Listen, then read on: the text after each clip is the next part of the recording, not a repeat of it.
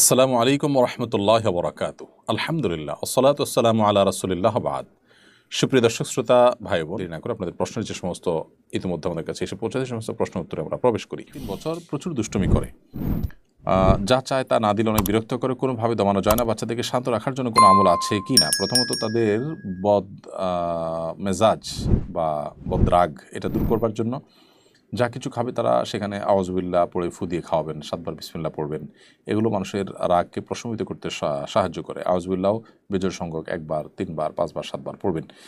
কারণ তাওবুজ বা আউযুবিল্লাহি মিনাশ শাইতানির রাজিম পাঠ করলে মানুষের রাগ প্রশমিত হয়। যে খাবার খাবে সেটাতে আপনি আউযুবিল্লাহি মিনাশ শাইতানির রাজিম 7 বার পড়ে ফু দিবেন, দিয়ে তাকে খাওয়াবেন।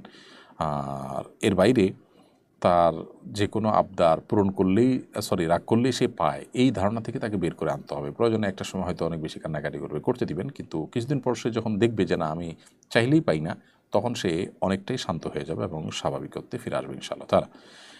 আমি একজন সাধারণ শিক্ষিত মানুষ, আমাকে সিরাত বিষয়ক কোন বইগুলো পড়তে পরামর্শ দিবেন? আপনি রাহিকুল মাখতুম পড়তে পারেন। সফিউর রহমান বরক রহমতুল্লাহ লেখা, বাংলা হয়ে গেছে, ইংরেজিতে আছে। রাহিকুল মাখতুম পড়তে পারেন। এর বাইরে ডক্টর আলী সাল্লাবির যে সিরাত গ্রন্থ আছে 3 ভলিউমের সম্ভবত, সেটা আপনি পড়তে পারেন, খুব চমৎকার আধুনিক। আরও অনেক সিরাতের বই আছে, এই দুটো আপনি পড়তে পারেন। সেই সাথে নবী রহমত ইসলামিক ফাউন্ডেশন থেকে প্রকাশ হয়েছে, এই বইটা আপনি পড়তে পারেন। নবী রহমত এই বইটি সৈয়দ আবুল হাসান আলী আন-নদভী রহমতুল্লাহি আলাইহির লেখা একটা বই, অসাধারণ সিরাতের একটি গ্রন্থ, সেটি পড়তে পারেন। আহিরা আক্তার লিখেছেন, যারা গণপিটুনি দেয় আখেরাতে তাদের শাস্তি কী হবে? দেখুন, গণপিটুনি দিক আর যেভাবে হোক, কোনো মানুষ যখন হত্যা করে বা কোনো মানুষকে যখন আইন হাতে তুলে নিয়ে জুলুম করে, তো নবী সাল্লাল্লাহু আলাইহি ওয়াসাল্লাম বলেছেন, আয-যুলমু যুলুমাতুন ইয়াওমাল কিয়ামা, দুনিয়াতে জুলুম আখেরাতে বহুমুখী অন্ধকার হয়ে জালিম এবং অত্যাচারী ব্যক্তির সামনে আবির্ভূত হবে। সেই সাথে যারা কোনো মানুষকে খুন করলো, ফাকাআন্নামা কাতালান নাসা জামিআ, কেমন যেন সে গোটা পৃথিবীর সমস্ত মানুষকে খুন করলো। একজন মানুষকে অন্যায়ভাবে হত্যা করা গোটা বিশ্বকে হত্যা করা বা গোটা বিশ্বের সমস্ত মানবতাকে হত্যা করার শামিল। এই দুটোর ভিতরে ফারাক নেই। এই জন্য এই মানুষগুলো তারা আল্লাহর জমিনে সবচেয়ে বড় অপরাধ করলো। মানুষ হত্যার অপরাধ সবচেয়ে আগে হবে কিয়ামতের ময়দানে। এবাদতের মধ্যে নামাজের আর মানুষের হক সংশ্লিষ্ট বিষয়গুলোর মধ্যে মানুষ হত্যার বিচার সব কিছুর আগে হবে। এই জন্য এই বিষয়ে আমাদের সর্বোচ্চ সতর্ক থাকতে হবে। আল্লাহ আমাদেরকে সেই তৌফিক দান করুন। শাহরিয়ার হাসান নিতুল এই আইডি থেকে আপনি লিখেছেন, একজন স্বাভাবিক মানুষের কতটুকু খাবার খাওয়া উচিত? আমি কম খেতে চাই, কিন্তু আম্মু বেশি বেশি খেতে নির্দেশ দেন, এত অবস্থা আমার করণীয় কি? খাবার পরিমিত খাওয়া উচিত। নবী সাল্লাল্লাহু আলাইহি ওয়াসাল্লাম পেটে 3 ভাগের 1 ভাগ খাবার, 1 ভাগ পানীয়, 1 ভাগ খালি রাখতে বলেছেন। সেই হিসাবে খাবার কম খাওয়া উচিত। মা যদি নির্দেশ দান করেন তাহলে ক্ষতিকর না হলে সে পর্যায়ে আপনি খেতে পারেন। তবে মাকে আস্তে আস্তে আপনি বুঝিয়ে নিতে পারেন যে মা বেশি খাওয়ার ভিতরে কল্যাণ নেই, বরং কম খাওয়ার ভিতরে কল্যাণ আছে। তারপরও যদি মা পিড়াপিড়ি করেন, তাহলে মায়ের নির্দেশ পালনার্থে আপনি যে একটু বেশি খান, সেটা কারণে আশা করা যায় আল্লাহ তাআলা আপনাকে সওয়াব থেকে বঞ্চিত করবেন না, সুন্নাহর সওয়াব থেকে, বরং সেটা আপনার করা উচিত, কারণ মায়ের নির্দেশটা আপনার জন্য খুব বেশি গুরুত্বপূর্ণ বিষয়। এরপরে প্রশ্ন করেছেন, কেউ কেউ বলেছেন এদেশে আরবের ইসলাম চলবে না, এখানে চলবে নদীমাতৃক ইসলাম। ইসলামের কি এরকম ভূখণ্ডভিত্তিক ভাগযোগ আছে? এ ব্যাপারে কোরআন সুন্নাহ কি বলে? দেখুন, আরবের ইসলাম চলবে না, তার্কিশ ইসলাম চলবে না, ইরানি ইসলাম চলবে না, বাংলা ইসলাম চলবে, এই সমস্ত কথা যারা বলছেন তারা হয় ইসলাম বোঝেন না, আর না হলে ইসলামের নাম দিয়ে মানুষকে তারা বিভ্রান্ত করতে চেষ্টা করছেন। তারা জানেন না তাদের এই চেষ্টা তারা সফল হওয়ার কোনো পথ খোলা নেই। আল্লাহ সুবহানাহু ওয়া তাআলা বলেছেন, ইউরিদুনা আন ইউতফিউ নূরাল্লাহ, তারা আল্লাহর নূরকে নিভিয়ে দিতে চায়, অথচ আল্লাহ তাআলা তার নূরকে নিভাতে দিবেন না।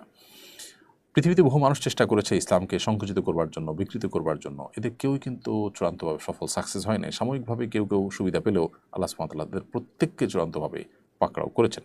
পৃথিবীতে যেদিন ইসলাম টিকার মতো পরিবেশ থাকবে না, পৃথিবীই থাকবে না, আল্লাহ তাআলা কিয়ামত সংগঠন করে ফেলবেন। অতএব তাদের এই দিবাস্বপ্ন এটি কখনোই বাস্তবায়ন হবে না। দেখুন, ইসলাম হলো আল্লাহর পক্ষ থেকে মনোনীত দিন। আল্লাহ বলেছেন, ইন্নাদ-দীন ইনদাল্লাহ ইসলাম। ইসলাম হলো আল্লাহর পক্ষ থেকে মনোনীত দিন। ইসলাম আল্লাহ তাআলা তার রাসূলের মাধ্যমে কোরআন নাজিল করার মধ্য দিয়ে আমাদেরকে দিয়েছেন। এই কোরআন নাজিল হয়েছে নবী সাল্লাল্লাহু আলাইহি ওয়াসাল্লামের প্রতি, এবং বাংলাদেশে, ইরানে, তার্কিতে আলাদা আলাদা কোরআন নাজিল হয় নাই, আলাদা আলাদা নবী আসে নাই। তাহলে বাংলার ইসলাম আলাদা কিভাবে হবে? ইসলাম যে পদ্ধতিতে এসছে, ইসলাম যার উপরে নাজিল হয়েছে, তিনি যেহেতু একজন, অতএব ইসলামের ফরম্যাট তো একাধিক হতে পারে না। বিধায় এটা সুস্পষ্ট বিভ্রান্তি এবং গোমরাহি ছাড়া আর কোনো কিছু নয়।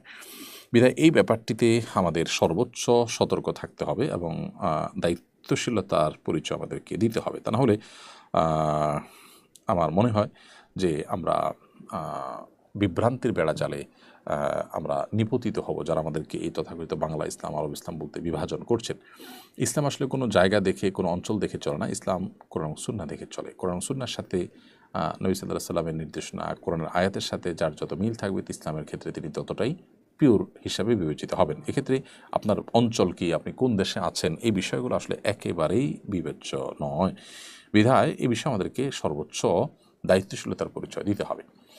আরেকটা বিষয় হলো যে যখন গণতন্ত্রের ব্যাপার আসে, তখন এই বাংলা ইসলাম আরবি ইসলামের যে প্রবক্তারা যারা বিভাজন করছেন, এই মানুষগুলো তখন কিন্তু এটা বলেন না যে বাংলাদেশে যে গণতন্ত্র আছে আমরা বাংলা গণতন্ত্র চাই, এটা কিন্তু বলেন না। বাংলাদেশে গণতন্ত্রের যে চর্চা আছে সেটাকে তো আপনি সমর্থন করেন না। আপনি তো নিশ্চয়ই সেক্ষেত্রে গণতন্ত্রের যে আতুরঘর, আমেরিকাতে কোন গণতন্ত্র আছে বা গণতন্ত্রের যে কেতাবি গণতন্ত্র সেটা যে কোথায় আছে আপনি সেটাকে ফলো করেন। আপনি তো এখানে আপনার অঞ্চলে কোন গণতন্ত্র চর্চা আছে সেটা তো আপনি দেখেন না। তাহলে ধর্মের বেলায় কেন আপনি সেই কাজটি করছেন না? এই বিষয়ে আমাদের প্রত্যেকটা মানুষকে সজাগ থাকতে হবে। যারা আমাদের দেশে ইসলামকে বিকৃত করার বা বিকৃত ইসলামকে উপস্থাপন করার চেষ্টা করছে তাদেরকে থামাতে হবে। আল্লাহ তাআলা তাদেরকে হেদায়েত দান করুন। সাইদুর রহমান লিখেছেন, বৈদেশিক মুদ্রা ক্রয় বিক্রয়ে শরীয়তের আদেশ কি? জি, বৈদেশিক মুদ্রা ক্রয় বিক্রয় করতে পারেন এবং যথারীতি এটার দাম ওঠানামা করবে। সেই ওঠানামার ভিত্তিতে আপনি কম বেশ করেও বিক্রি করতে পারেন। যখন উঠবে বেশি দাম হবে বেশি দামে, কম দাম হবে কম দামে বিক্রি করতে পারবেন। এমনি রাফিকুল ইসলাম আপনি লিখেছেন, আমি প্রবাসে একটা লন্ড্রির দোকানে কাজ করি, প্রায় জামার পকেটে কিছু টাকা পাই, এই টাকাটাকে আমি গ্রহণ করতে পারবো? না, এই টাকাটা আপনি জামার মালিককে পৌঁছে দিবেন। ইস্ত্রি করার পর হয় জামার সাথে রেখে দিবেন, আর নাহলে যথাযথ নিয়মে তার কাছে যখন তিনি নিতে আসবেন তখন ব্যাক করবেন। আপনি এটি গ্রহণ করতে পারবেন না। প্রয়োজনে প্যাকেটের ভিতরে রেখে দিবেন, তার প্যাকেট জামার সাথে তার টাকা চলে যাবে, কিন্তু আপনি এটা গ্রহণ করা আপনার জন্য জায়েজ হবে না। কারণ এই টাকাটা তিনি ভুলে রেখে দিয়েছেন, জানেন নাই, টের পান নাই, সেটা আপনি নিজে আটকে রাখতে পারেন না। মুসলমানরা ইদানিং স্বপ্রণোদিত হয়ে পূজা মণ্ডপ পাহারা দেওয়ার উদ্যোগ নিচ্ছেন, এটা কতটুকু সঙ্গত? না, মোটেই সঙ্গত না। কোনো প্রয়োজন ছাড়া আপনি পূজা মণ্ডপ কেন পাহারা দিয়ে যাবেন? পুরো পূজা মণ্ডপে যে শিরক হয়ে থাকে, আপনি মুসলমান, আপনি বিশ্বাস করেন এটি আল্লাহর জমিনে সবচেয়ে বড় অপরাধ, তাহলে সেই কাজে আপনি কেন পাহারাদারি করতে যাবেন? হ্যাঁ, যদি এমন পরিস্থিতি হয় যে সেখানে কোনো প্রকার হামলা হয়ে, সেখানে কোনো প্রকার অপ্রীতিকর পরিস্থিতি সৃষ্টি হয়ে সাধারণ মানুষের ক্ষয়ক্ষতি মানে মুসলমানদের উপরে সেটার দায় চাপানো হতে পারে, এরকম যদি হয় তাহলে সেক্ষেত্রে আপনি মুসলমানদের কল্যাণার্থে সেখানে পাহারাদারি করলেন, সেটা একটা এক্সেপশন হতে পারে। কিন্তু চাইলেই আপনি পূজা মণ্ডপ গিয়ে দাঁড়ায় গেলেন এবং সেটাকে স্বপ্নদিত হয়ে সব খুশি মনে পাহারা দিতে থাকলেন অনবরত, এটা আপনার দায়িত্ব বানিয়ে নিলেন, সেটা হবে যে শিরকের কাজে সহযোগিতা করার শামিল। আপনি সেখানে পাহারা দিবেন হলো যে কোনোভাবে মুসলমানদের কেউ যেন ক্ষতি করতে না পারে, দুর্নাম করতে না পারে, অপরাজনীতি করতে না পারে, সেই জায়গা থেকে যদি প্রয়োজন হয়। এমনি হাবিবুর রহমান হাবিব লিখেছেন, আমার সাথে একটা মেয়ের বিয়ের কথাবার্তা চলছে, কিন্তু সমস্যা হলো ওই পরিবারের একটা শারীরিক প্রতিবন্ধী মেয়ে আছে। আমি যদি এই পরিবারে বিয়ে করি তাহলে ভবিষ্যতে আমার সন্তানের কারো প্রতিবন্ধী হওয়ার সম্ভাবনা আছে কিনা, বিষয়ে আপনি ভালো কোনো চিকিৎসকের শরণাপন্ন হতে পারেন।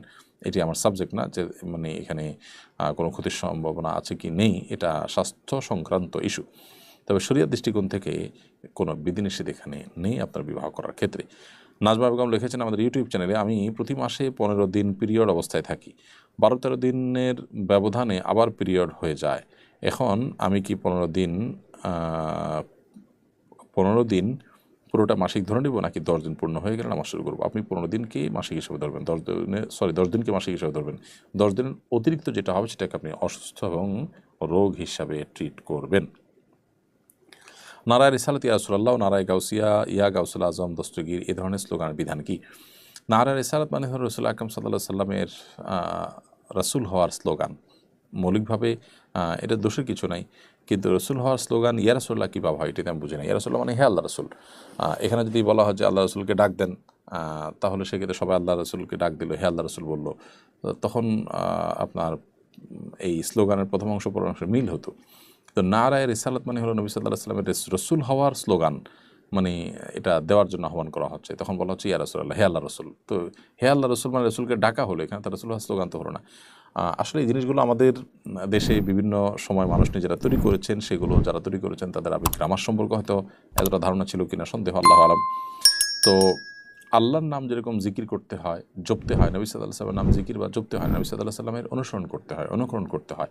আল্লাহকে যে মাকাম আমরা দেই, যে মানে যে স্তরে আল্লাহর প্রতি বিশ্বাস আমাদের রয়েছে, তিনি আমাদের মহান সৃষ্টিকর্তা, সেই জায়গায় আর কাউকে বসানো যাবে না বা কাউকে সেই জায়গা দেওয়া যাবে না। তো এই জন্য আল্লাহ তাআলার বড়ত্ব বর্ণনা করা যায়, আল্লাহু আকবার, নবী সাল্লাল্লাহু আলাইহি ওয়াসাল্লাম প্রশংসা করা যায়, তাকে আল্লাহ রাসূল হিসাবে আমরা আল্লাহ নবী হিসাবে রাসূল হিসাবে সবচেয়ে বেশি ভালোবাসবো আল্লাহর পর। তার ভালোবাসা থাকবে আমাদের সবচেয়ে প্রগাঢ়, সেগুলো সবই আপন জায়গা ঠিক আছে, তার প্রতি ভালোবাসা প্রেম থাকবে ইত্যাদি। কিন্তু তাকে তার নাম জপা বা তাকে ডাকা, এই ডাকটা আল্লাহ তাআলা বলেছেন যে তোমরা আল্লাহকে ডাকো, আল্লাহ কখনো বলেন রাসূলকে ডাকো, নবী সাল্লাল্লাহু আলাইহি ওয়াসাল্লাম বলেন আমাকে ডাকো, বরং তিনি বলেছেন লা তুতরুনি কামা আতরাদান নাসারা ইবনে মারইয়াম, তোমরা ঈসা আলাইহিস সালামকে নিয়ে যে বাড়াবাড়ি করেছিল খ্রিস্টানরা, সেরকম আমাকে নিয়ে বাড়াবাড়ি করিও না। এ বিষয়ে আমাদের সর্বোচ্চ সতর্ক থাকতে হবে।